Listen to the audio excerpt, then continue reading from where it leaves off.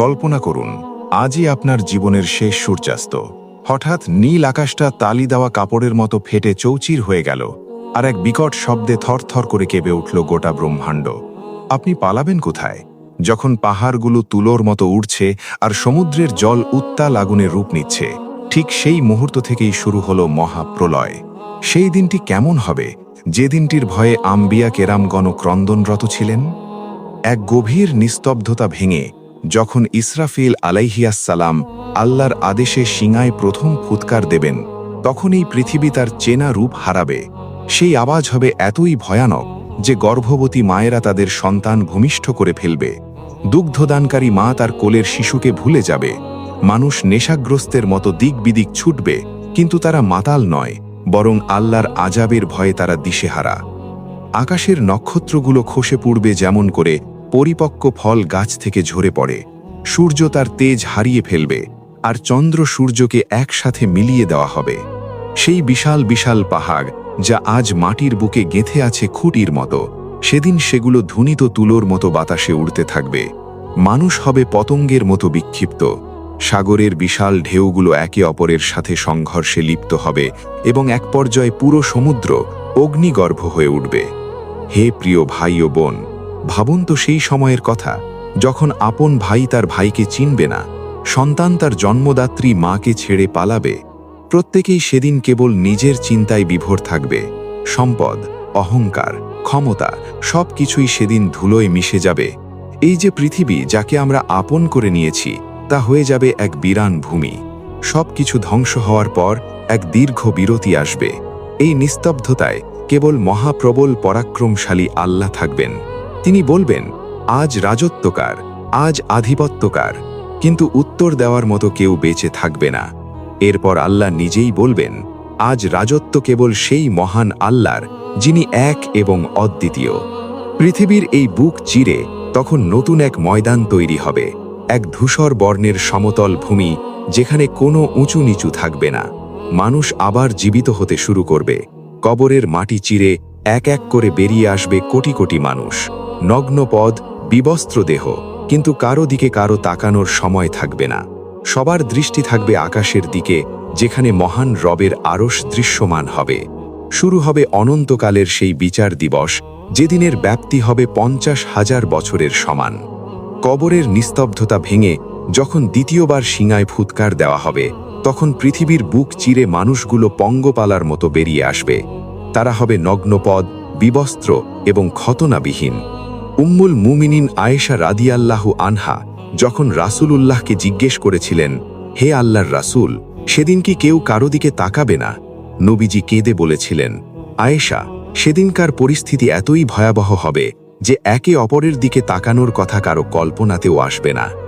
সূর্য সেদিন মানুষের মাথার মাত্র 1 মাইল উপরে চলে আসবে। আজকের এই সূর্য, যা কোটি কোটি মাইল দূর থেকেও আমাদের পুড়িয়ে দেয়, সেদিন সেই সূর্য যখন মাথার কাছে চলে আসবে, তখন মাটির অবস্থা কি হবে? তামাটে বর্ণের সেই জমিন আগুনের মতো তপ্ত হয়ে উঠবে। মানুষ নিজের ঘামেই হাবুডুবু খাবে। কারো ঘাম হবে গোড়ালি পর্যন্ত, কারো হাঁটু পর্যন্ত, আর পাপিষ্ঠদের ঘাম হবে লাগামহীন, তাদের মুখ পর্যন্ত পৌঁছে যাবে। পিপাসায় মানুষের বুক ফেটে যাবে, কলিজা শুকিয়ে কাঠ হয়ে যাবে, কিন্তু এক ফোঁটা পানি দেওয়ার মতো কেউ থাকবে না। হাসরের সেই বিশাল ময়দানে কোটি কোটি মানুষের ভিড়ে প্রত্যেকেই হবে একা। যে বাবা দুনিয়ায় সন্তানের জন্য জীবন দিতে প্রস্তুত ছিলেন, সেদিন সন্তানকে দেখে তিনি মুখ ফিরিয়ে নেবেন।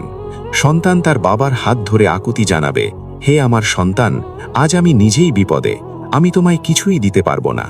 স্বামী, স্ত্রী, বন্ধু বান্ধব সবাই সেদিন একে অপরের শত্রু হয়ে যাবে, কেবল তারা ছাড়া যারা আল্লাহর জন্য একে অপরকে ভালোবেসেছিল। সেই ময়দানের দিনটি হবে 50,000 বছরের সমান। মানুষ দাঁড়িয়ে থাকতে থাকতে ক্লান্ত হয়ে যাবে। কষ্টের তীব্রতা এত বাড়বে যে মানুষ চিৎকার করে বলতে থাকবে, হে আল্লাহ, আমাদের বিচার শুরু করুন। এই যন্ত্রণার চেয়ে জাহান্নামও বুঝি ভালো। কিন্তু বিচার তো শুরু হবে না। আরশের ছায়া ছাড়া আর কোনো ছায়া থাকবে না। 7 শ্রেণীর সৌভাগ্যবান ব্যক্তি সেই ছায়াতলে আশ্রয় পাবেন, আর বাকিরা পুড়তে থাকবে অসহ্য দহন আর এক তীব্র অনিশ্চয়তায়। মানুষ তখন পাগল প্রায় হয়ে এক নবী থেকে অন্য নবীর কাছে দৌড়াতে থাকবে।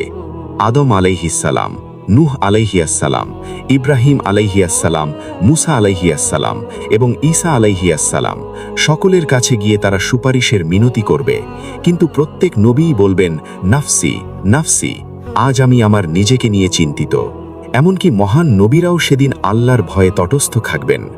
আল্লাহর ক্রোধ সেদিন এমন পর্যায়ে থাকবে যা আগে কখনো ছিল না আর পরেও কখনো হবে না।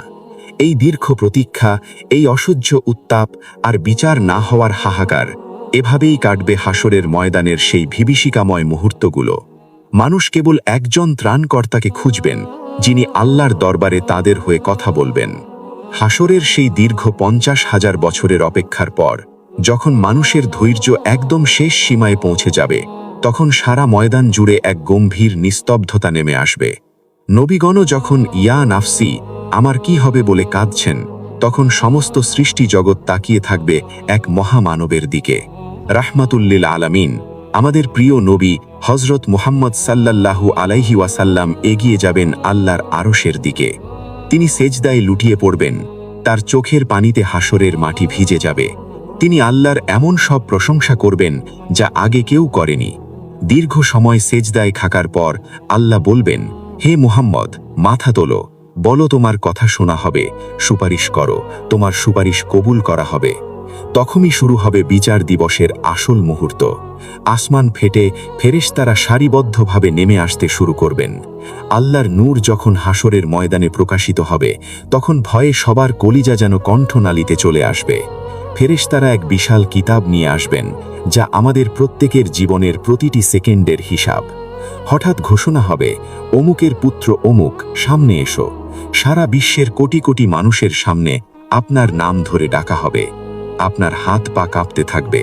আপনি যখন আল্লাহর সামনে দাঁড়াবেন, তখন আপনার সাথে কোনো অনুবাদক থাকবে না, সরাসরি আল্লাহর সাথে কথা হবে। আল্লাহ জিজ্ঞেস করবেন, হে আমার বান্দা, আমি কি তোমায় চোখ দিইনি? আমি কি তোমায় কান দিইনি?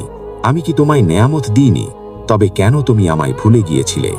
সেদিন মানুষের মুখ সিল মেরে বন্ধ করে দেওয়া হবে। আপনি চাইলেও মিথ্যা বলতে পারবেন না। আপনার নিজের হাত কথা বলবে আপনার বিরুদ্ধে। আপনার পা সাক্ষী দেবে আপনি কোথায় গিয়েছিলেন। আপনার শরীরের চামড়া চিৎকার করে বলবে আপনি কি কি পাপ করেছিলেন। সেদিন মানুষ নিজের অঙ্গ প্রত্যঙ্গকে গালি দিয়ে বলবে, কেন তোমরা আমায় বাঁচানোর জন্য লড়েছিলে? কিন্তু অঙ্গগুলো উত্তর দেবে, সেই আল্লাহ আমাদের কথা বলার শক্তি দিয়েছেন, যিনি সব কিছুকে বাক শক্তি দান করেন। এরপর শুরু হবে আমলনামা উড়াউড়ি। আকাশ থেকে ঝর্ণার মতো মানুষের আমলনামাগুলো নেমে আসতে থাকবে। যার আমলনামা তার ডান হাতে এসে পড়বে, তার মুখ উজ্জ্বল হয়ে যাবে চাঁদের মতো। সে খুশিতে চিৎকার করে সবাইকে বলবে, দেখো দেখো, এই যে আমার আমলনামা। আমি জানতাম একদিন আমার হিসাব দিতে হবে। তার জন্য হিসাব হবে অত্যন্ত সহজ। আমলনামা তার বাম হাতে কিংবা পেছন দিক দিয়ে দেওয়া হবে, সে হবে ধ্বংসপ্রাপ্ত। সে চিৎকার করে বলবে, হায় আফসোস, আমার আমলনামা যদি আমাকে না দেওয়া হতো।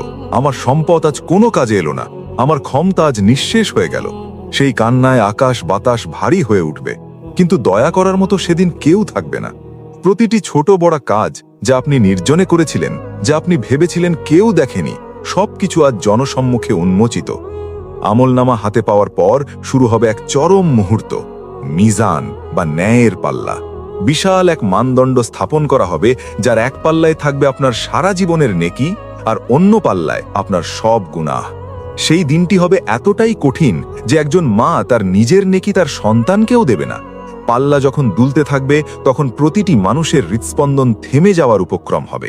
যার নেকির পাল্লা এক তিল পরিমাণ ভারী হবে, তার জন্য খুলে যাবে জান্নাতের সুসংবাদ। আর যার গুনাহের পাল্লা ভারী হবে, তার পতন হবে অনিবার্য। সেখানে আপনার বংশ পরিচয়, আপনার অগাধ সম্পদ বা দুনিয়াবি প্রভাব কোনো কাজে আসবে না।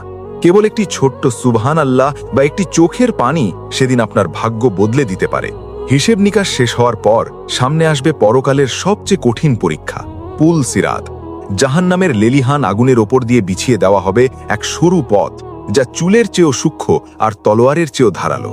প্রতিটি মানুষকে এই পুল সিরাত পার হয়েই জান্নাতে যেতে হবে। নিচে গর্জন করছে উত্তাল জাহান্নাম, যার লেলিহান শিখা আকাশ পর্যন্ত উঠছে। সেই আগুনের ভেতর থেকে হুক বের হয়ে আসবে পাপিষ্ঠদের টেনে নিচে ফেলে দেওয়ার জন্য। পুল সিরাতের উপর অন্ধকার নেমে আসবে। সেদিন মানুষের একমাত্র আলো হবে তার ঈমান আর নেক আমল। যার ঈমান যত শক্তিশালী তার আলো হবে তত প্রখর। কেউ সেই পুলসিরাত পার হবে চোখের পলকে, বিদ্যুতের গতিতে। কেউ পার হবে বাতাসের বেগে, কেউ তেজি ঘোড়ার মতো, আবার কেউ পার হবে হামাগুড়ি দিয়ে। আর একদল হতভাগ্য মানুষ, যাদের গুনাহের বোঝা অনেক বড়, তারা পুলসিরাতের উপর হোঁচড় খাবে। লোহার কাঁটাযুক্ত শিকল তাদের শরীর চিরে ফেলবে, তারা রক্তাক্ত হবে, আর এক পর্যায়ে ভারসাম্য হারিয়ে নিচে সেই অতল গহ্বরে পড়ে যাবে। জাহান্নামের গভীর থেকে ভেসে আসবে তাদের করুণ আর্তনাদ, কিন্তু সেদিন তাদের উদ্ধার করার মতো কেউ থাকবে না। মুমিন বান্দারা যখন ভয়ে কাঁপতে কাঁপতে পুলসিরাত পার হবে, তখন তারা কেবল একটি দোয়া পড়বে, রব্বি সাল্লিম সাল্লিম, অর্থাৎ হে আমার রব, আমায় নিরাপদে পার করে দিন, আমায় নিরাপত্তা দিন। ওপারে জান্নাতের সুগন্ধি ভেসে আসবে, আর এপারে দাউ দাউ করে জ্বলতে থাকবে আগুন। যারা এই অগ্নি পরীক্ষায় উত্তীর্ণ হবে, তাদের আনন্দের সীমা থাকবে না। তারা পেছনে ফিরে তাকাবে এবং কৃতজ্ঞতায় আল্লাহর সিজদায় লুটিয়ে পড়বে। কিন্তু যারা পড়ে যাবে, তাদের জন্য অপেক্ষা করছে এক অন্তহীন আযাব, যার শুরু আছে কিন্তু শেষ নেই। পুলসিরাতের সেই ভয়ঙ্কর পথ পাড়ি দেওয়ার পর সৃষ্টিজগৎ দুই ভাগে বিভক্ত হয়ে যাবে। একদল হবে পরম সৌভাগ্যবান, যাদের চেহারায় থাকবে নূরের আভা। তারা যখন জান্নাতের বিশাল দরজার সামনে দাঁড়াবে, ফেরেশতারা সালাম দিয়ে তাদের অভ্যর্থনা জানাবে, বলবে, প্রবেশ করো চিরস্থায়ী সুখের এই নিবাসে, যেখানে আর কোনো মৃত্যু নেই, নেই কোনো জরা বা শোক। তারা যখন জান্নাতে প্রবেশ করবে, দুধের নহর আর মধুর ঝর্ণা তাদের সামনে প্রবাহিত হবে। তারা তাদের রবকে দেখতে পাবেন, যিনি তাদের সৃষ্টি করেছিলেন। সেই দিদার হবে জান্নাতের সবচেয়ে বড় নেয়ামত। তাদের চোখে থাকবে আনন্দের অশ্রু, কারণ দীর্ঘ কেল্লেশ আর হাসরের সেই ভয়াবহতা আজ শেষ হলো। কিন্তু অন্য দলের অবস্থা হবে বর্ণনাতীত যন্ত্রণার। যারা আজ পাপে ডুবেছিল, যারা স্রষ্টাকে অস্বীকার করেছিল, তারা নিক্ষিপ্ত হবে জাহান্নামের অতল গহ্বরে। সেখানে আগুনের পোশাক তাদের পরিয়ে দেওয়া হবে, তাদের পান করতে দেওয়া হবে ফুটন্ত পুঁজ। তারা যখন যন্ত্রণায় চিৎকার করবে, জাহান্নামের দারোয়ান ফেরেশতা মালিক আলাইহিকে ডেকে বলবে, হে মালিক, তোমার রবকে বলো আমাদের মৃত্যু দিয়ে দিতে, এই আযাব আর সহ্য হয় না। কিন্তু উত্তর আসবে, না, তোমরা এখানেই থাকবে চিরকাল। তারা তখন আল্লাহকে ডেকে বলবে, হে আমাদের পালনকর্তা, আমাদের একবার দুনিয়ায় ফেরত পাঠান, আমরা নেক আমল করে ফিরে আসব। কিন্তু সেদিন আর কোনো দ্বিতীয় সুযোগ থাকবে না। আফসোস, সেদিন তাদের কান্না শোনার মতো কেউ থাকবে না। জান্নাত আর জাহান্নামের মাঝখানে মৃত্যুকে একটি দুম্বার আকৃতির নিয়ে এসে জবাই করে দেওয়া হবে এবং ঘোষণা করা হবে, হে জান্নাতবাসী, তোমরা চিরকাল এখানে থাকো, আর কোনো মৃত্যু নেই। হে জাহান্নামবাসী, তোমরাও এখানে থাকো, তোমাদেরও আর কোনো মৃত্যু নেই। ওগো আমার প্রিয় ভাই ও বোনেরা, একটু ভাবুন তো, আজ আমরা এই দুনিয়ার মোহে পড়ে কি করছি? আমরা কি সেই দিনটির জন্য প্রস্তুত, যে দিনটির কথা শুনে আমাদের নবীজি সাল্লাল্লাহু আলাইহি ওয়াসাল্লাম জায়নামাজ ভিজিয়ে ফেলতেন? সেই দিনটির মুখোমুখি আমাদের হতেই হবে। আজ আমাদের হাতে সময় আছে, তওবা করার সুযোগ আছে, অথচ আমরা কতই না উদাসীন। কাল যখন হাসরের ময়দানে সূর্য মাথার উপরে আসবে, তখন কার কাছে হাত পাত দেন? আল্লাহর কসম, সেই দিন বড়ই কঠিন, বড়ই ভয়াবহ। এখনো সময় আছে, আল্লাহর দিকে ফিরে আসুন। এক ফোঁটা চোখের পানি ফেলুন আজ নির্জনে বসে। হয়তো এই এক ফোঁটা পানি জাহান্নামের আগুনকে আপনার জন্য হারাম করে দেবে। মালিকের কাছে কাঁদুন, বলুন, হে আল্লাহ, আমি গুনাহগার, আমি বড় অপরাধী, কিন্তু তোমার রহমত তো আমার গুনাহের চেয়েও বড়। আমাদের হাসরের ময়দানে বেইজ্জত করো না মাবুদ, আমাদের নবীজির শাফাত নসিব করো। হে আল্লাহ, আমাদের শেষ পরিণতি যেন জান্নাত হয়। আমাদের ক্ষমা করে দাও, আমাদের ক্ষমা করে দাও। দুনিয়ার এই তুচ্ছ পাপের বিনিময়ে যেন আপনার আযাব আমাদের সইতে না হয়। হে আমাদের রব, আমাদের ওপর রহম করুন, আমাদের ওপর দয়া করুন। আমিন। এরকম নতুন ভিডিও পেতে চ্যানেলটি সাবস্ক্রাইব করে রাখুন।